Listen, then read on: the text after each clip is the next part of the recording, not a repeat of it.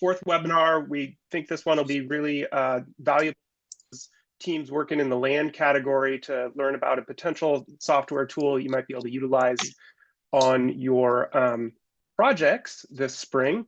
So I am going to hand the conversation over to Tomer, and he's going to talk about the Tend software farm management tool, really comprehensive tool for farm management. One of the first to have an AI-powered tools for crop planning, task management, record keeping, inventory management, everything that you'd need to manage a farm. And now you can also command a fleet of robots, apparently. So he's going to go through that and tell us about it. And Tomer, we're happy to have you on the call.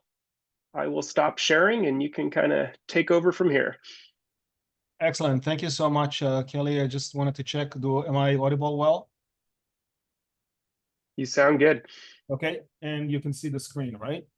I can see you. Okay, so let me see if I can share it. 1 second.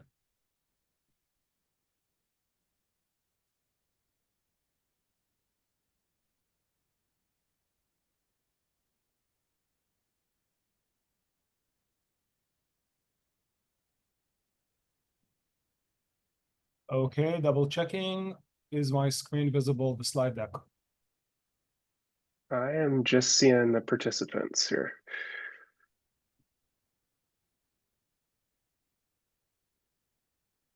Okay, I get a confirmation from someone that we are visible. So, okay, strange. Let me change my own view then. Thank you guys for joining, and welcome to this quick webinar here. So we're going to be talking about, so first of all, let me introduce myself. My name is Tomer Petal. I'm a product specialist at Tend. What is Tend? Tend is a leading farm management software for modern growers. And we have with us here Marcelo from Farm-ng, which is the manufacturer of the Amiga robots that you guys are using in your projects.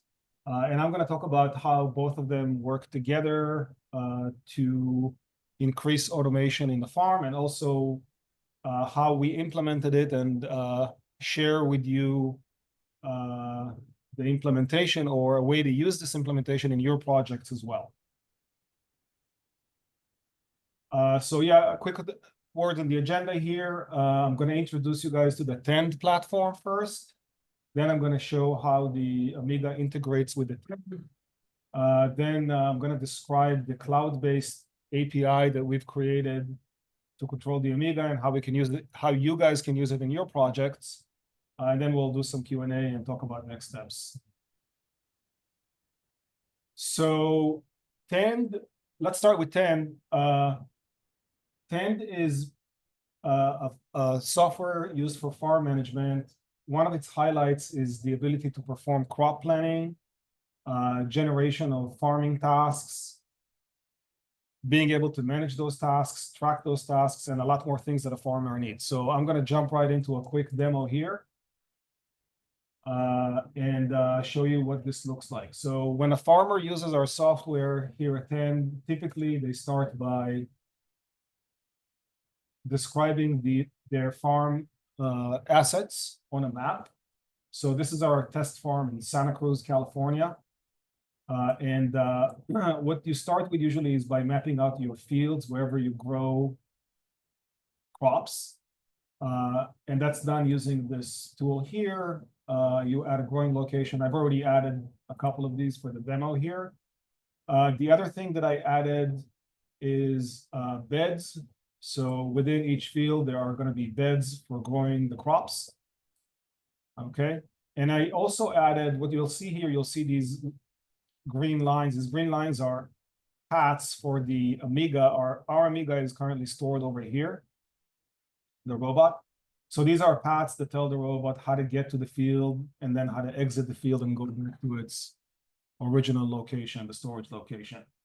The next thing a farmer will do is go ahead and add the crops that they grow. I'm going to go ahead and add, I've already added 4, as you can see. A lot of our farmers have over 100 crops. So I'm gonna add beets and describe the variety that I choose. So we'll go with just albino, and I harvest it as a mature root. So I add that. Once I do that, I can go ahead and set up what's called the growing template. The growing template is like the recipe of how I grow this crop.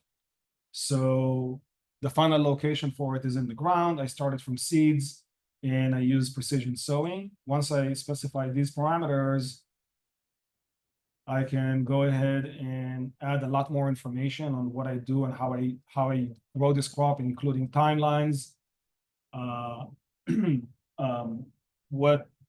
it's laid on the bed in terms of spacing, many more parameters, germination rate, things related to revenue.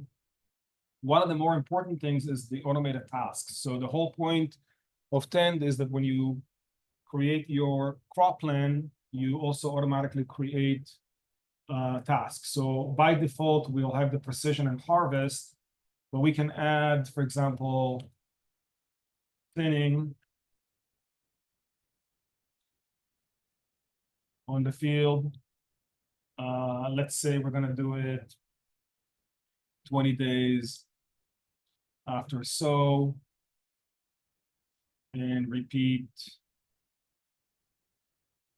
Let's say repeat every Thursday. Thinning of beets is kind of important. My own experience. So essentially we continue to do that. We specified our recipe, and then the farmer would go in and start creating their plan. So, for example, if we want to add the beets to our plan, we can select it over here.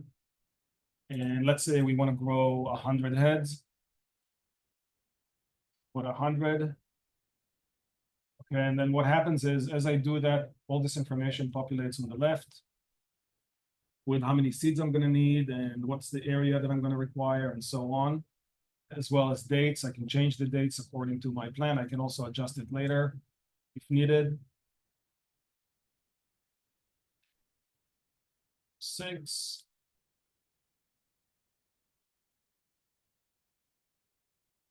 And then once I create this planting, the tasks are automatically generated.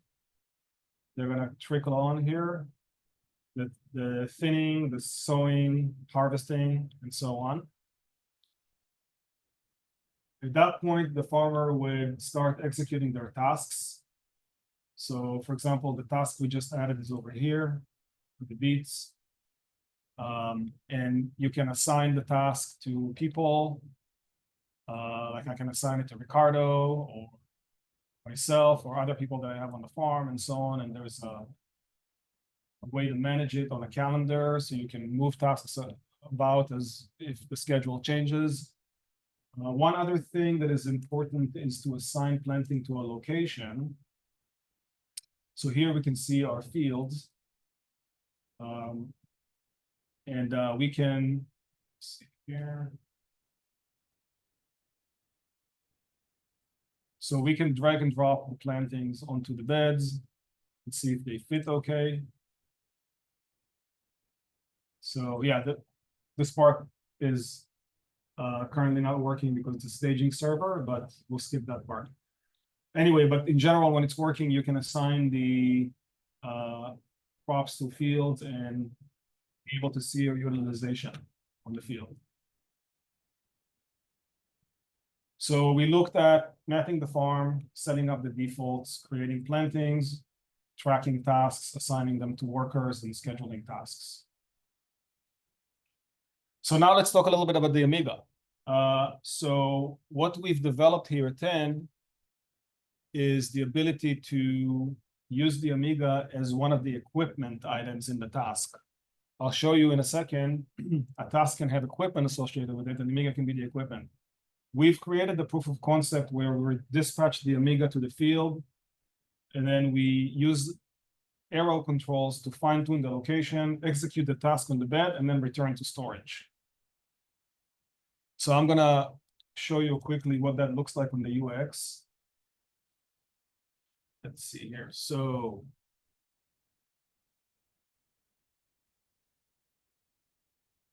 our beats that we just created, this is what the task look like. There's an equipment section in which I can select my Amiga.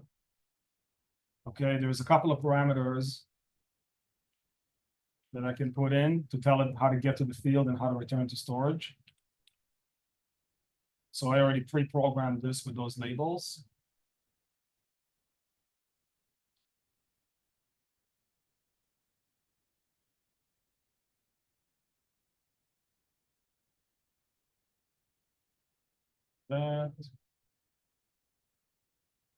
Then what I do is when I'm near the Amiga, I can open this in my mobile app or in my iPad, and I can click this this box here, which is a controller.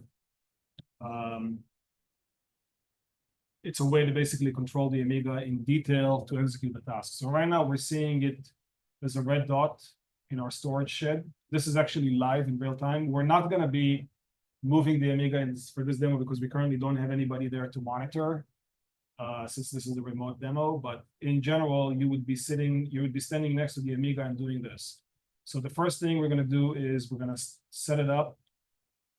Setting it up means installing the implement, like the sowing, in this case, the precision sower, and making sure it's ready and loaded with seeds. Once this is complete, we can click on this start. What this will do, it'll actually move the unit based on the path that I showed earlier through here and position it to the field.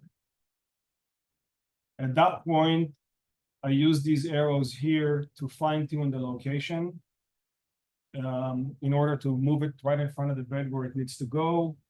Then I engage the implement and then execute the task. At this point, when I do that, the Amiga will actually start traveling through the bed and performing the sowing. I'm going to be next to it or somewhere nearby. Complete that, disengage the implement, and then navigate home, which will take it through that other route that we saw earlier and go back to its storage location. Okay, so this is what it looks like in 10. So we looked at setting it up as an equipment and using it to complete a task. Okay, so now let's get technical. This the point here is to explain how we did the control from the 10 app and how you can use it as well.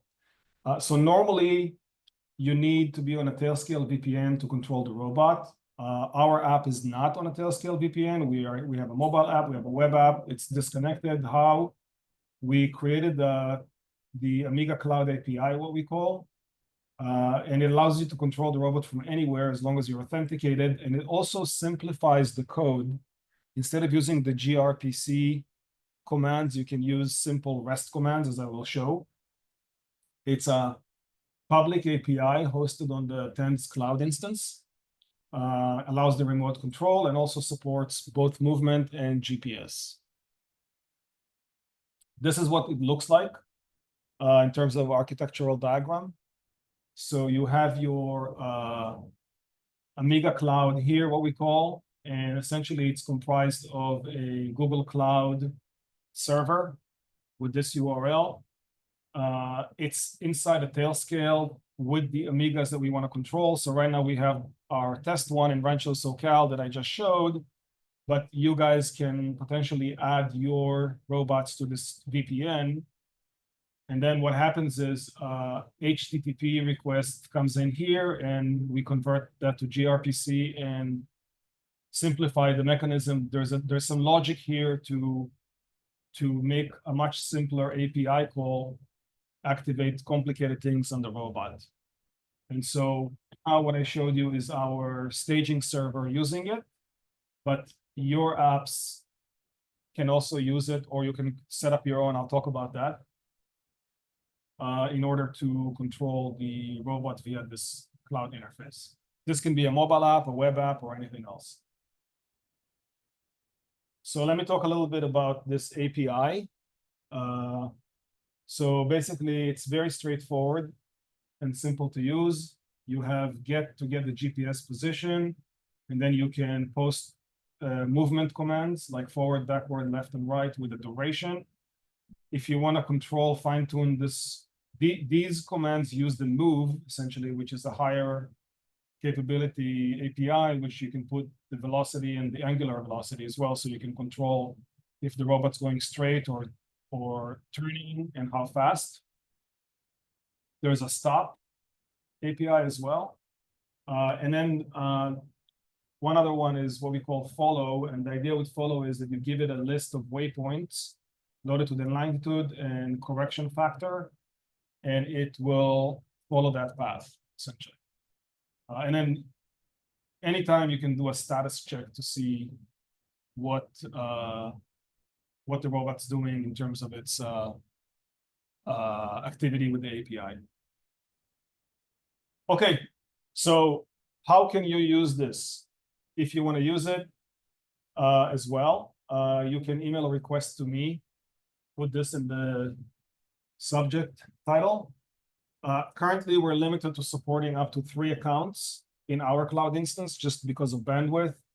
So if I get more than 3 requests, I'm going to do a little lottery and pick 3 people by March 24th.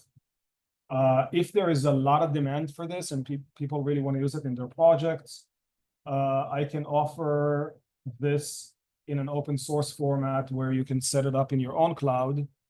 And you know, in return, we just ask you that any API improvements comes back to us. So that's another option. So the first 3 that I pick through lottery can use our own instance, and the other ones need to set up their own. After that, you know, once you're chosen, we'll configure Tailscale for you, create an account in the server, test, and then you can integrate into your app. And that's it. Short and sweet. And I'm open for questions.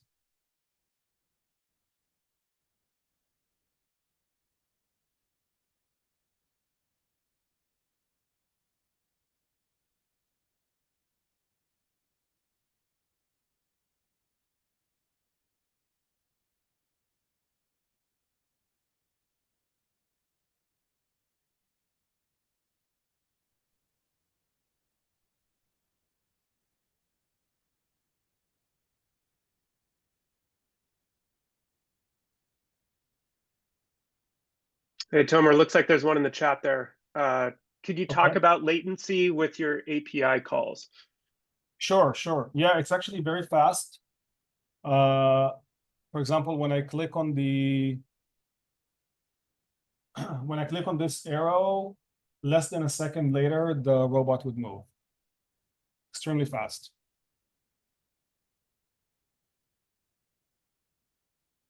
Probably no more than a second latency.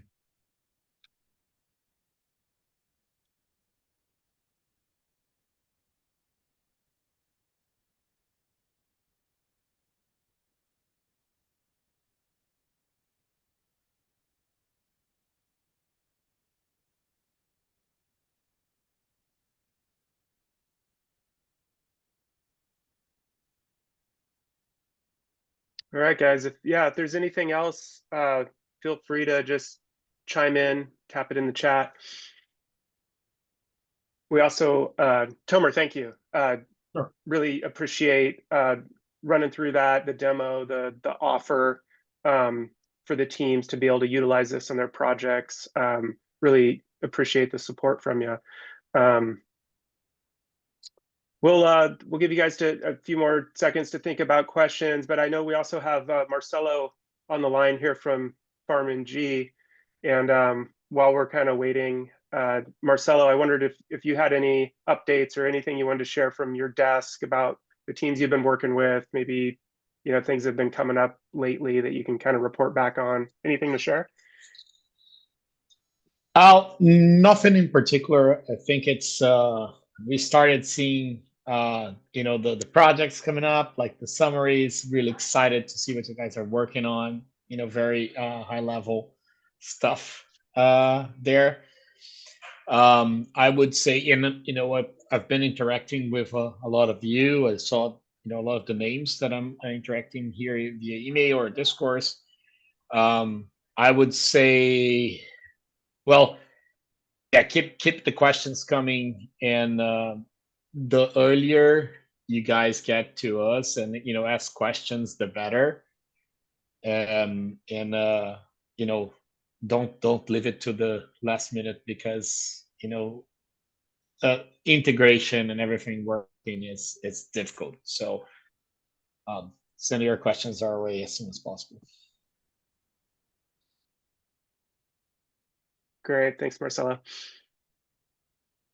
Yeah, and my email here, feel free, if you're not ready to ask any questions now, feel free to send anytime. I'll respond pretty quickly. I think I see one more question. Is there support for custom tasks routine for the Amiga Intend? So yeah, you can do custom tasks Intend for sure. We have a database of, I'll show it. So you can create new tasks. We have a big database of task types, but you can always add new tasks. So we can do like, something that's very Amiga specific. Amiga XYZ, I'm gonna call it. Okay, so that's gonna be a type just for the Amiga. And then what you can do here, within the equipment, you choose the Amiga, you can add attributes that can feed information into the Amiga to perform your custom task. So I only have these attributes, but you can add additional attributes. Basically, it's a name value pair that you can use. So for example, if the custom task would be, I don't know, maybe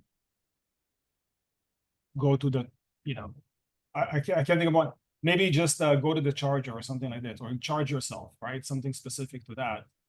Then you can add all the necessary attributes in order for it to do it in this task, and then it will be your own specific task type. I hope that answered the question.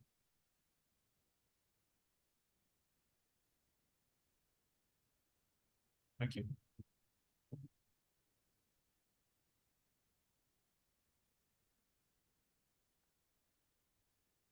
Tomer, would you be able to send me that PowerPoint so that I can just mail it out to the others that weren't able to be on the call today, and so they have your information? Absolutely. Happy to. Yep. Okay, and then also this is recorded, so we are going to post it so that the whole cohort can tune in and view it as they wish. But I think unless anybody else has any last minute questions, we'll probably call it a little bit early today and let you dive into your projects and work on some things. Yeah, and just one final word here again. If you didn't, I know we went really fast. So if anybody has questions, send me an email. I will return with a Calendly link, and we can set up a one-on-one call, and I can go into a lot more detail with whoever is interested. So I do have the time to support you guys for that. So yeah, I know we went really fast. So yeah, just email me. I'll email you back a calendar, and we will schedule a time to do a deeper dive with anybody who's interested. Thank you, guys. Fantastic. Thank you, Tomer. Thank you, Marcelo. Appreciate you guys. Thank you. And, Thank you, guys. Yeah, thank you everyone for tuning in. Looking forward to seeing your projects here at the end of April. All right. Take care, everybody. Here. Yeah. Bye-bye.